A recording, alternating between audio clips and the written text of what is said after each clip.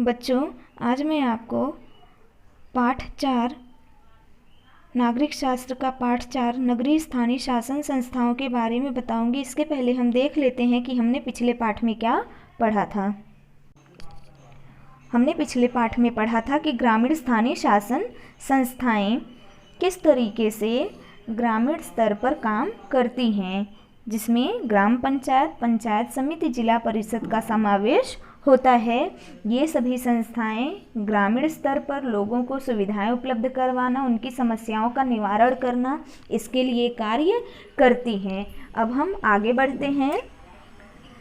नगरीय स्थानीय शासन संस्थाएं, यहाँ पर नगर पंचायत, नगर पालिका, महानगर पालिका का समावेश होता है।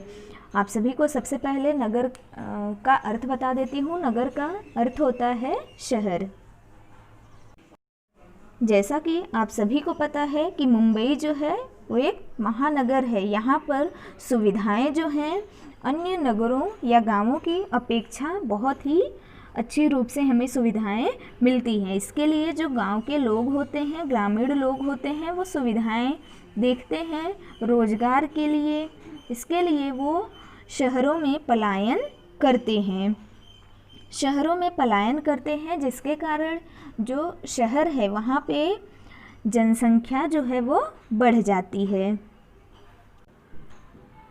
हमारे देश में नगरों की संख्या अधिक है। नगर जो है वो तेज़ी से बढ़ रहे हैं। गांव जो है वो छोटे नगर बनते हैं। फिर जब छोटा नगर होता है तो उसमें जब सुविधाएं अधिक होती हैं तो वो धीरे धीरे महानगर बनते जाते हैं।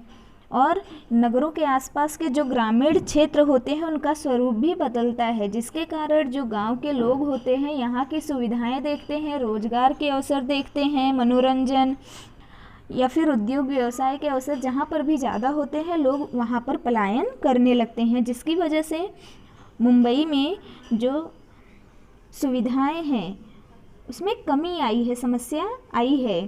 तो हम थोड़ा नगरों में सुविधाएं और कौन कौन सी समस्याएं आती हैं उसके बारे में हम देखेंगे। हम देखते हैं कि नगरों में कौन कौन सी सुविधाएं होती हैं जिसकी वजह से लोग आकर्षित होते हैं और शहरों में आकर रहने लगते हैं। साथ ही साथ जब जनसंख्या बढ़ती है तो उसकी वजह से कौन कौन सी समस्याएं आती हैं उसके बारे में हम देखेंगे। जैसा कि हम सभी को पता है कि उद्योग या व्यवसाय के अवसर जो हैं यहाँ पे अधिक है। लोगों को यहाँ पे रोजगार के जो अवसर हैं वो ज़्यादा मिलते हैं, तो लोग अधिकतर लोग जो हैं यहाँ पे नौकरी की उम्मीद करके आते हैं। और यहाँ पर जब उनकी नौकरी मिल जाती है, रोजगार मिल जाता है, तो वहाँ पर वो रहने लगते हैं।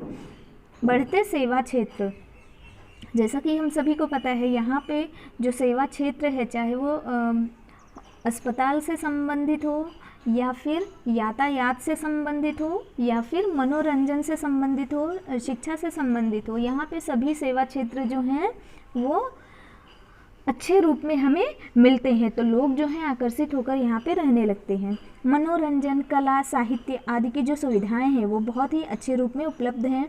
मनोरंजन, कला और साहित्य के क्षेत्र के लिए अगर हम देखते हैं तो यहाँ पे मुंबई जो है वो फिल्म सिटी के नाम से भी जानी जाती है, तो लोग जो है यहाँ पे आकर रहने लगते हैं।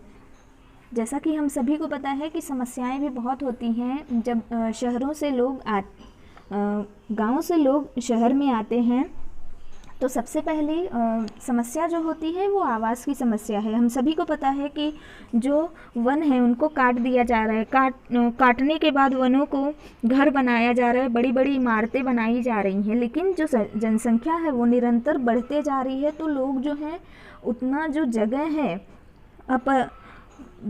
है, स्थान का जो अभाव है वो बढ़ते जा रहा है, क्योंकि जो संख्या है उसकी निरंतरता जो है, मतलब जनसंख्या जो है लगातार बढ़ रही है, उसमें कमी नहीं आ रही है। तो इसकी वजह से स्थान का अभाव होता है। लोग जो है जब जगह कम होती है तो छोटे छोटे घर बना के झुग्गी के रूप में घर बनाते हैं और वहाँ पे रहने लगते हैं, क्योंकि उतनी अच्छी सुविधा जो है जनसंख्या की वजह से नहीं हो पाता है। यातायात जाम हम सभी देखते हैं कि कई बार हम जब ट्रैफिक में अगर फंस गए, यातायात कर रहे हैं और फंस गए, तो ऐसी स्थिति में हमें एक एक डेढ़ डेढ़ घंटे जो हैं, दो दो घंटे जो हैं यातायात में फंसना पड़ता है और हम लेट हो जाते हैं। ऐसा क्यों होता है? क्योंकि जो जनसंख्या है वो ज़्यादा होती है।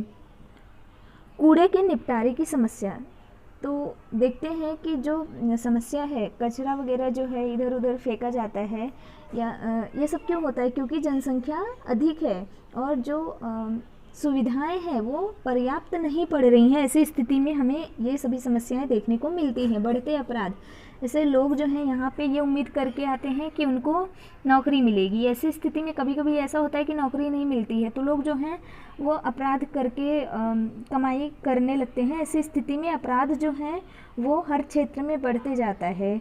तो ये शहरों में समस्याएं भी हमें देखने को मिलती हैं। लोगों को जो समस्याएं आती हैं शहरों में, जब जनसंख्या बढ़ती है तो समस्याएं भी आती हैं। उसको दूर करने के लिए नगर पंचायत, नगर पालिका और महानगर पालिका जो है कार्य करती है। तो हम देखते हैं नगर पंचायत के कार्य। नगर पंचायत सड़क, नाली, गली आदि की सफाई करवाने का कार्य करती है। बिजली की व्यवस्था, जलापूर्ति, सार्वजनिक शौचालय तथा स्नानागार की व्यवस्था भी करती है। बाजार, अग्निशमन मतलब आपको पता है अग्नि का अर्थ होता है आग, शमन मतलब उसको खत्म करना। तो जो दमकल वगैरह होते हैं वो सभी सुविधाएं जो हैं उपलब्ध कराती है कौन? नगर पंचायत। शमशान घाट, जन्म मृत्यु का पंजीकरण, स्वच्छता, पार्कों का विकास, वाचनालय की व्यवस्था जो है वो सभी नगर पंचायत करवाती है। अब ये सभी सुविधाएं उपलब्ध करवाने के लिए नगर पंचायत के पास पैसे होने चाहिए।